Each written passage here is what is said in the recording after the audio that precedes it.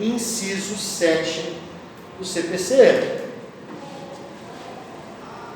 Dispõe lá então que a parte deve informar sua opção pela realização ou não da audiência de conciliação. Moçada, olha só que interessante. O CPC de 2015, ele mudou toda a sistemática processual que nós tínhamos até então, tá? Toda. Antigamente era assim: inicial, contestação, impugnação, audiência de conciliação, depois audiência de instrução, alegações finais, ou algum exame pericial, ou técnico, depois a sentença. Era assim o livro. O que o CPC 2015 fez? Porque, olha só, eu entro com uma inicial contra ela, pedindo dano moral. Ela é minha vizinha, então aí ela escuta Calypso 7 horas da manhã, aquilo me incomoda. Eu entro com uma ação dela pedindo danos morais, porque eu não sou obrigado a escutar Calypso domingo 7 horas da manhã. Beleza, pede danos morais.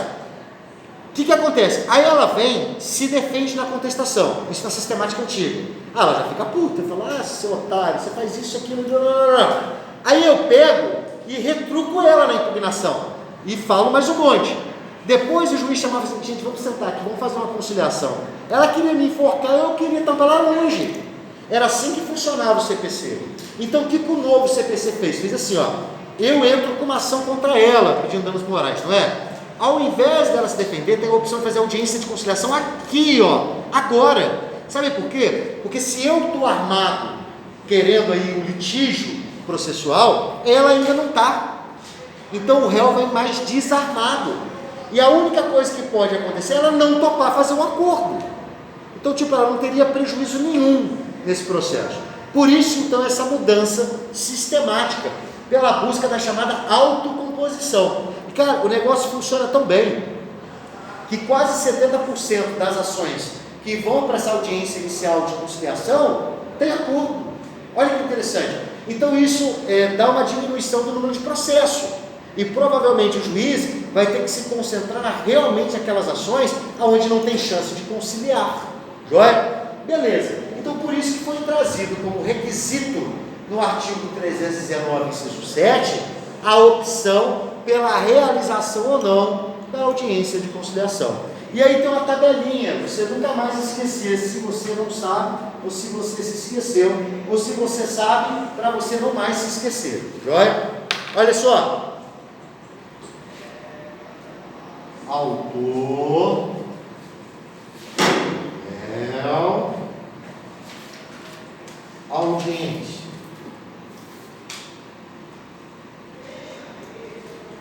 Como é que funciona? O autor fala que sim. Se o autor falar que sim, que se dane a opinião do réu, vai ter. Neste caso, o réu, ele é citado para comparecer sob pena de multa. Então, ó, se o autor vem na petição inicial dele aqui, ó, e fala que quer audiência de conciliação, pouco me interessa o que o réu acha. Vai ter audiência. O réu é citado para comparecer sob pena de multa de 2% sobre o valor da causa. Joia? Segunda situação, o autor fala que não. Se o autor fala que não quer na petição inicial, vai ter audiência? Depende. E aí tem a interrogação, ó, porque o réu vai ser questionado. Se o réu falar que sim, vai ter audiência. E olha que interessante, neste caso, o autor, ele é intimado para comparecer sob pena de quê? Sob pena de multa. Aí que é importante que a conciliação ela vá dos dois lados, não é só do lado que quer, né? Exatamente. Porque olha só, e aí eu vou explicar umas situações depois interessantes. Porque olha só, o autor fala: olha, não tem como a gente ter conciliação.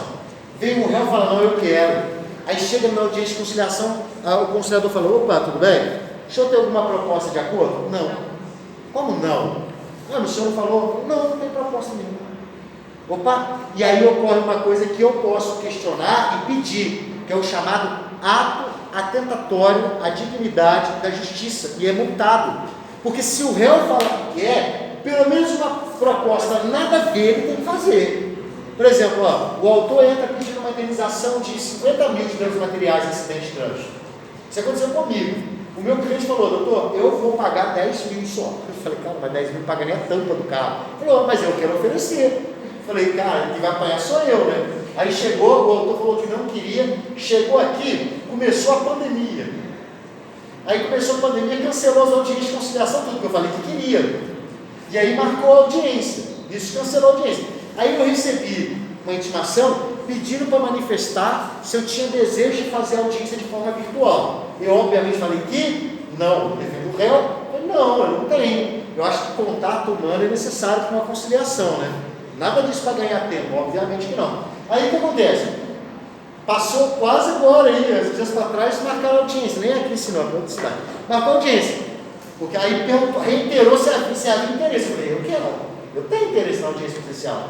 Marcou a audiência, chegou lá, eu tenho proposta. Eu falei: o senhor tem uma proposta? Doutor? Não, nenhuma. Eu falei: e o senhor? Eu falei: eu tenho. Falei: qual? 10 mil reais à vista, agora em audiência. O cara quase levantou e tampou a cadeira dele, porque só a reparação do carro foi 80 mil da caminhonete. Mas o dano material que ele está pedindo, o lucro cessante, são uns 300 mil. Então, mas isso é piada. Eu falei: piada não, é alguém que vende como justo. E eu falei: olha, às vezes o senhor vai ser uma grande vantagem, até porque eu tenho uma tese que meu cliente é inocente do acidente completamente.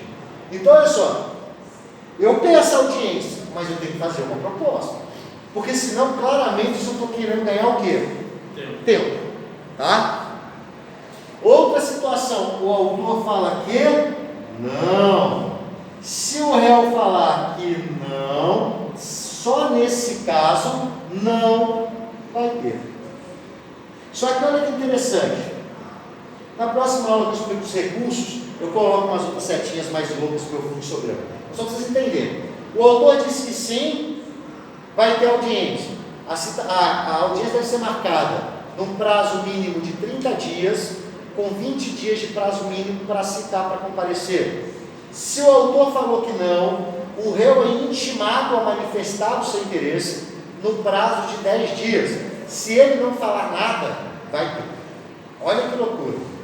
Se o autor fala que não, e aí o réu fala que não, a sua petição de manifestação pela audiência, naquele prazo de 10 dias, não vai ter. E o prazo para contestar começa a correr daqui. Então, o prazo para contestar, está lá no artigo 335 do CPC.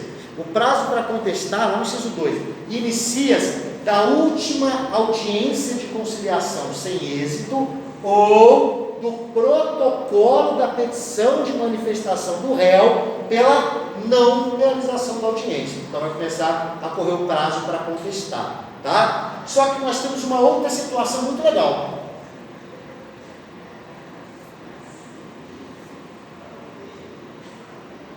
Olha só, o artigo 319, ele traz os requisitos da petição inicial. Não falamos isso aqui? Isso. Este daqui é um requisito, porém, ele só vai ser analisado aqui neste momento, nesse trabalho do juiz, né? Apenas aqui. E se o autor nada menciona sobre a audiência de conciliação? Ele não fala nada. E aí vem uma questão: faltou um requisito da inicial? Pensa, porque o 319 são os requisitos da petição inicial. Nesse caso, então, o juiz deveria determinar a emenda inicial para informar. E olha que interessante, o STJ decidiu sobre isso, porque a não observância ou a não manifestação do 319, inciso 7, ou seja, da audiência de conciliação pelo autor, não gera extinção do processo por indeferimento da petição inicial, por falta de requisito. Não é necessário a emenda inicial. Só que já viu um ditado que é assim, ó: quem cala com dor sente. Vou falar nisso? Quem cala com dor sente. Se o autor não fala nada, eu não preciso questionar o réu para ter audiência. Olha o interessante disso. Isto é o que o STJ decidiu. Então, se o autor não fala nada, não manifesta a opção pela realização ou não, subentende-se que ele quer, porque só não vai ocorrer, está escrito no Código, no artigo 334, só não vai ocorrer a audiência de conciliação se ambas as partes manifestarem expressamente seu desinteresse. Expressamente, o autor falou que não queria na petição e o réu falou que não queria na intimação. Neste caso, ele não falou, não, ele ficou em silêncio. O silêncio dele induz então que não é uma negativa expressa. Então, neste caso, vai ter Tanto faz, né? Tanto faz?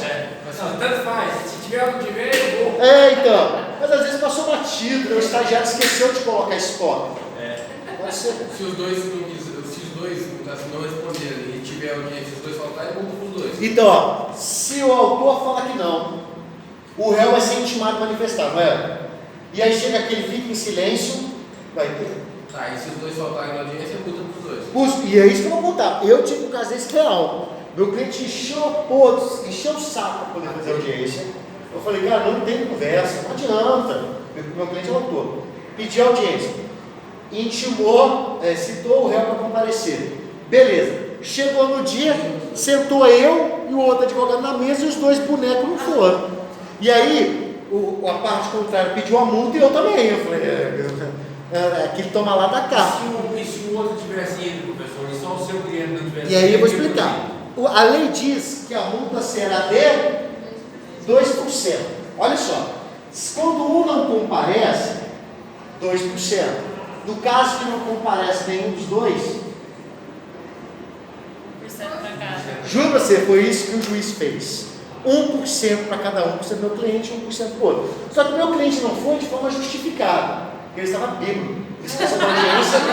Aí eu falei, a multa, eu falei com ele, a multa por ato atentatório à dignidade da justiça é maior do que a multa de 2%.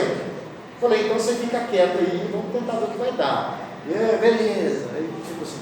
O outro não, o outro realmente não foi, mas o meu não foi. Imaginou que a probabilidade lá na frente do juiz lá, professor? Não, eu falei com ele, falei, rapaz, você encheu tanto o meu saco para poder pedir essa audiência, chega no dia você chega bêbado. Imagina, cara. Não, eu mesmo batia nele, né? Então assim, mas isso acontece. Pior é quando ele vai bêbado sem te falar nada. Aí que é mais pesado, né? E aí o senhor fala assim, não, fulano não vem nada, não. Teve uma vez, teve uma audiência para fazer assim, eu tive que alegar para o meu cliente tomar medicamento. Então, nossa, você tá louco. Falei, não, ele está com efeito, ele fazia assim, ele escorregava na cadeira, nossa, só acho que o juiz não foi para fome lá. Beleza, olha só, chegou aqui, aí sim, entra nesse quadro aqui. E o ponto que chama muita atenção é na consequência dessa audiência de conciliação aqui. Porque olha só, vou botar aqui. O autor disse que quer. Lembra? Vai ter o réu, ele é citado para comparecer sob pena de multa. Beleza? Ocorre a audiência de conciliação. Aqui tem duas situações. Com acordo. Se sair o acordo, sentença. Acabou o processo. Joia? Se não tem acordo, contestação no prazo de 15 dias. Então, olha só. Por isso que esse ponto é fundamental. E aqui eu estou falando em discussão de mérito da ação, quem está certo, quem está errado? Não.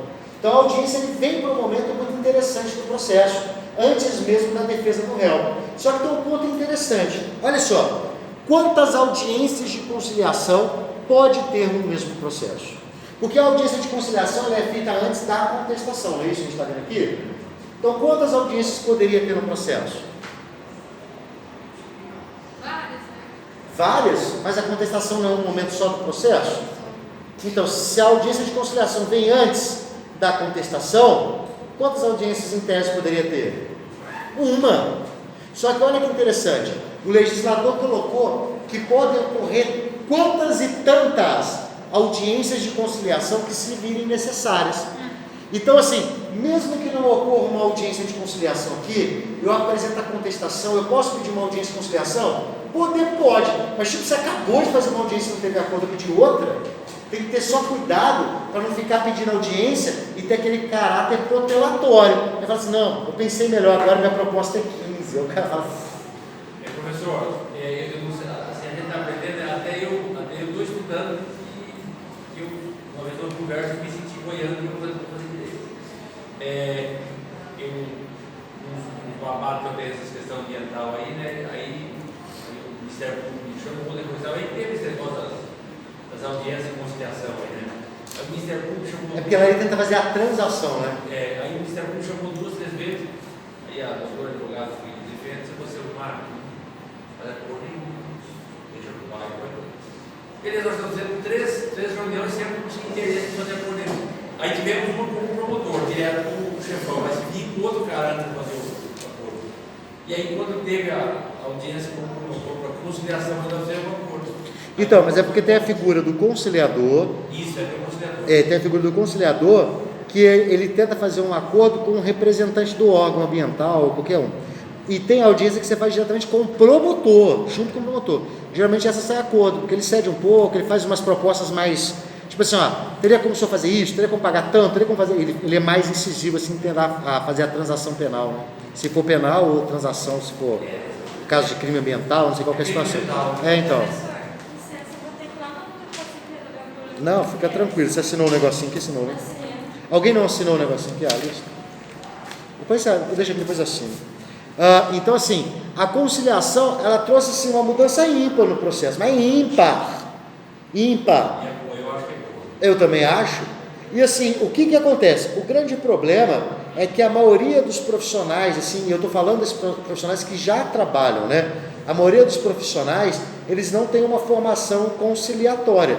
Eu, por exemplo, quando eu formei na faculdade, não se falava em conciliação, era soco, pancada, cotovelado, joelhado, o que desse para poder bater, você batia. E até mesmo, a gente vê assim, uma mudança no perfil dos professores que dão as matérias. Exemplo, grande parte dos professores que davam curso de Direito já eram advogados, mas antigos também, então eles já tinham um caráter, eu sempre falava isso, de treinar os acadêmicos para um ringue de porrada, uma batalha, porque olha só, vocês se lembram, vocês tiveram processo civil até semestre passado, quando vocês tiveram lá processo civil 2, vocês viram lá as preliminares em contestação, vocês viram isso tudo, ou seja, qual que é o objetivo daquilo? Pancadaria, dedo no olho, o objetivo é isso. Ou seja, você tenta achar uma nulidade processual para queimar o processo do cara, para ganhar tempo. Então, assim, nós somos treinados, ainda mais os processualistas, nós somos treinados para protelar o processo, ganhou, mas não levou, de recurso em cima de recurso.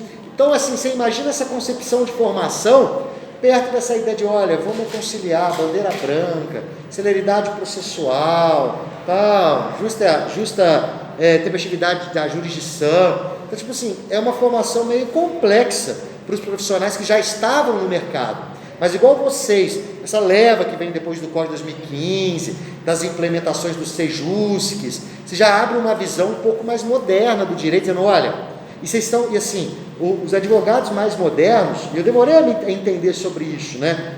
A gente tem uma concepção um pouco mais lógica, olha só, o senhor me procura lá para entrar com uma ação contra ela, tem uma ação lá do barulho, eu falo para o senhor, vou te cobrar 20 mil reais para entrar nessa ação, beleza, cobra esse aqui.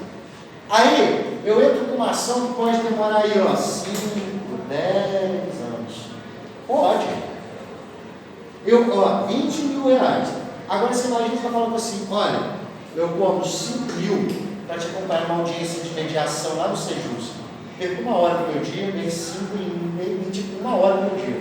Então, essa concepção disso daqui, por isso daqui, que é isso que vive o advogado, está demorando a cair a ficha deles. E às vezes é melhor os 5 dos 20. Porque olha só, aqui eu vou trabalhar 5, 10 anos nos seus 20 mil. Aqui eu trabalho um único dia, ganho 5.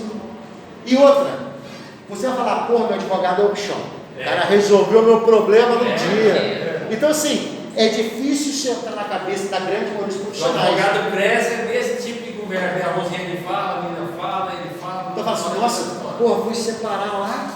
Nossa, doutor sentou, fez o papel, assinei, já dividiu e tal. E assim, esta dinâmica, na verdade, ela é muito mais vantajosa do que essa aqui.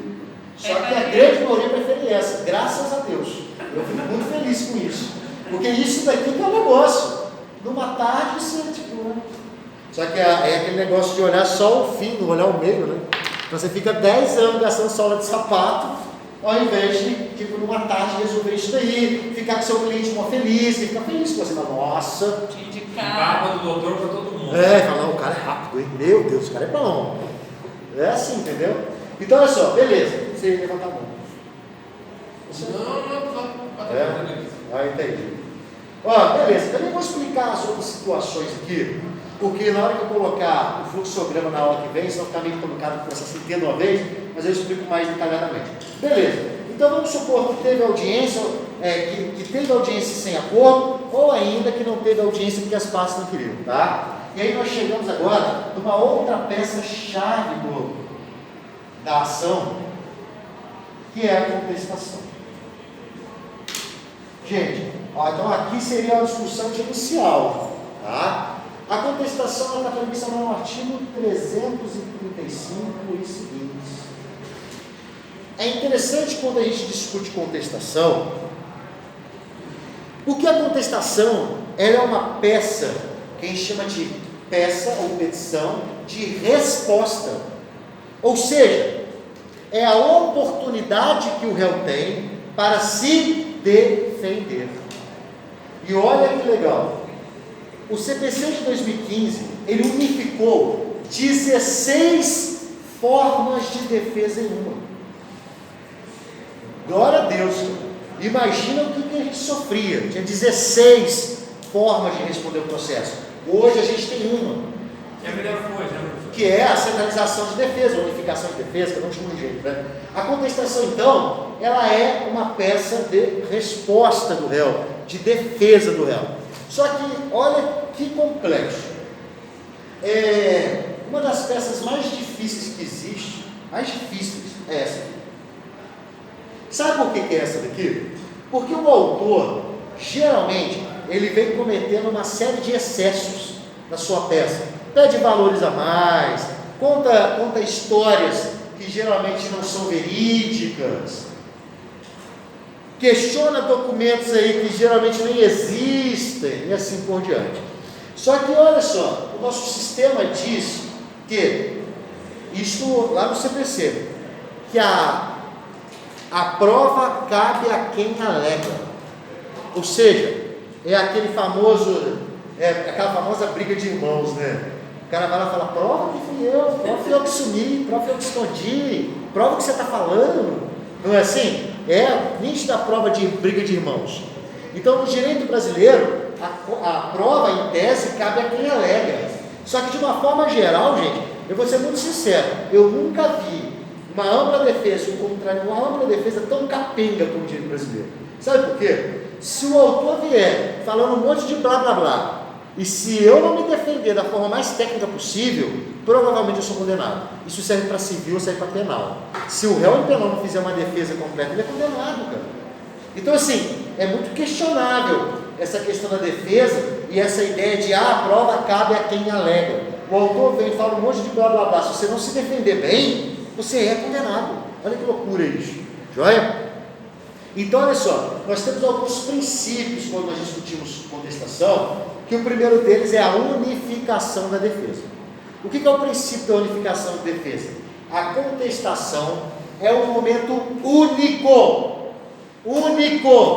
para a apresentação da defesa sob pena de preclusão. Ou seja, se eu não fizer minha defesa neste momento, de forma completa, está preclusa a minha defesa. Olha que perigo isso. Além disso, se eu não fizer a minha defesa, gera a chamada revelia. E como efeito da revelia, nós temos aquela presunção de veracidade fática, que é diferente da confissão. Aquilo não existe. Sob pena de confissão, quando eu estou na petição, eu falo, meu Deus, que advogado burro. Não existe a confissão em caso de revelia. Tipo, ele está confessando o silêncio dele, não existe isso. Então, olha só, a revelia, ela gera a presunção de veracidade fática, ou seja, aquelas alegações trazidas faticamente serão consideradas verdadeiras. Só que as provas também têm que caminhar no mesmo sentido. Porque mesmo que o réu não se defenda aqui, se as provas trazidas aos autos não estiverem em concordância com as alegações fáticas, o juiz vai julgar improcedente. Só que geralmente não é o que acontece. Porque ninguém vai entrar com uma petição contando uma história fática e com outras provas, né? Ninguém. O autor já vai tentando induzir a história, as provas, tudo no mesmo caminho, né? Então, mais ou menos isso. Beleza. Então, a contestação. Momento único de apresentação de defesa, sob pena de preclusão. Existe uma exceção à regra, tá? Só que isso, só para caráter de conhecimento. Por exemplo, imagine que ela está discutindo uma questão comigo de posse. Ela está falando que ela é detentora de um terreno, está pedindo aí o chamado esbulho possessório, né, querendo que eu saia do terreno, e aí eu falo, não, peraí, ó, esse terreno é meu, inclusive, eu já até providenciei a documentação, junto à verbação, etc. Aí, eu tenho um prazo para contestar de 15 dias, eu chego lá na prefeitura e falo, ô prefeitura, tudo bom? Preciso tirar uma certidão lá daquele imóvel aqui, o cara fala, tudo bem, 30 dias, filho, eu estou com uma ação judicial, se eu esperar 30 dias, eu estou do osso, pô, me dá esse documento aí, falo, não, 30 dias, úteis. Aí olha a questão, o prazo para contestar é 15 dias, o documento fica pronto em 30, e aí tem uma questão, este documento se encontra no meu poder no momento que eu vou contestar? Não, é o que a gente chama de prova nova, é aquela prova que não estava ao meu alcance no momento da minha defesa, então eu vou poder apresentar ela no momento oportuno, só que o juiz vai ter que abrir prazo de novo para outra parte manifestar sobre aquele documento, então que ele não havia se manifestado, tá? Eu não entendo no caso desse que o senhor não pode ter um documento que o poder público forneceu para o senhor. Como é que é? Tipo assim, o senhor precisava da certidão, Sim. 15 dias, mas o funcionário da prefeitura falou que é 30. Então o senhor não tem. Se o senhor escrever para o juiz, o senhor não pode apresentar para o... Então, mas geralmente você faz isso. Você junta o número do protocolo, fala, olha, foi requerido tal documento, tal, porém, esse tem data de confecção, perfeição tantos dias, que será apresentado no momento oportuno. Eu sempre brinco assim, o que não pode aqui na contestação é a chamada carta na manga. Cara, tem umas séries assim, bizarras, novela e série, o cara guarda aquela última tacada, ele chega na audiência e fala, olha, eu tenho esse documento guardado que, tipo, aí o juiz fala, perdeu a ação. Isso não pode em direito brasileiro, não existe. Se esse documento já existia aqui, meu amigo, guarda a sua carta na manga para você, porque não serve para nada mais. Porque está precluso. Tem que ser tudo na hora certa. Na hora certa. Porque se você já tinha esse documento e não apresentou ele aqui, está guardando a cartada final, meu amigo, você vai guardar ela só para você. É invalidado, porque tem um momento, a lei é muito clara, a contestação é um momento único de defesa sob pena de preclusão. Existe a exceção à regra, como eu falei, o documento novo, então isso é uma coisa. Agora, essa questão documental que o indivíduo guarda e fala, não, no final do processo eu junto para ganhar, não existe isso no direito brasileiro. Só em novela da Globo e em série capenga, tá? Mano, depois do dia que eu vi, não esqueço disso, meus alunos pegaram, eu dava um estágio ainda, me mandaram um vídeo no YouTube lá, de uma novela dessa aí que estava fazendo audiência de família no tribunal do júri. Eu falei, cara, você imagina, tipo, tava no júri, sentando no júri, tinha um pessoal sentado, assim, tipo, um jurados, fazendo audiência de família, que é segredo de justiça no tribunal do júri. Então, tipo assim, você vai esperar o quê, né? Família é casa de morte, né? Porque assim, tem algumas jurisdições interessantes em outros países, que não é como o tribunal do júri, que são feitas em audiências nos salões de leis nota, mas daquele jeito que lá, meu Deus, aqui no Brasil. Mas enfim, a contestação então. Agora olha que legal, se eu perguntasse para você, eu falei que é a unificação de defesa, não é? Quantas formas de defesa existem no CPC? Vale um ponto já para o seu trabalho que acertar essa. Quantas formas de defesa existem no novo CPC? Uma? Não falei uma? Unificação de defesa? E se eu falasse para você que na verdade são 3? Que não é uma, são 3. Existem 3 formas de responder ao processo. A primeira delas é a contestação. A segunda delas é a reconvenção. Eu vou explicar isso aqui. lá do 343. E a terceira forma é a contestação cumulado com reconvenção. Olha só, lá no artigo 343, parágrafo 6º, diz que a apresentação de reconvenção independe de contestação. Porém, se for apresentado reconvenção na contestação, as duas são juntas. Por isso que a gente fala que a gente tem três formas: contestação, reconvenção e contestação cumulada com reconvenção. Só que olha que interessante, por que eu posso apresentar reconvenção, que é o contra-ataque do réu contra o autor, sem apresentar contestação? Esta eu duvido que acerta. E tem uma lógica foda nisso daí. Por quê? Essa é legal. Porque tem uma lógica no negócio. É porque o legislador, às vezes o legislador, antes de fazer o CPC, parecia que ele comia capim porque gostava, e outras horas que era necessário. Então, assim, a diferença disso. Porque tem algumas coisas que tem alguns erros gritantes no CPC. Em outros momentos ele mostrou uma técnica legislativa, você fala, cara, o cara é genial em entender isso. Por que então que nós temos a contestação, a reconvenção e a contestação com reconvenção? Sendo que o que me interessa saber é por que a reconvenção pode ser apresentada sem a parte contestar. Lembrando que se a parte não contestar, gera a chamada revelia. Olha que loucura isso. Por quê? Tem a ver com dois preceitos fundamentais da Constituição Federal. Esses dois princípios processuais constitucionais que traz a resposta disso daqui para vocês. Olha só, que por muitas vezes, inclusive, é confundido como um só. Vocês lembram do princípio do contraditório, Vitor, e do princípio da ampla defesa? Observa que são dois princípios diferentes. Não é raro eu chegar para o aluno e falar, tudo bom, o que é? Me fala o que é contraditório em uma palavra. Ele fala, contradizer. Não é raro ouvir isso. Só que o contraditório, em uma única palavra, não quer dizer contradizer. O significado do contraditório é ciência. Dar ciência. O contraditório, ele está ligado a dar ciência daquilo que lhe é imputado. Aqui no direito nós chamamos isso de citação. Ou seja, é dar a oportunidade à parte de saber aquilo que está sendo imposta. E olha que interessante, o contraditório, esse princípio constitucional, os mais importantes que nós temos, o contraditório, ele é obrigatório sob pena de nulidade.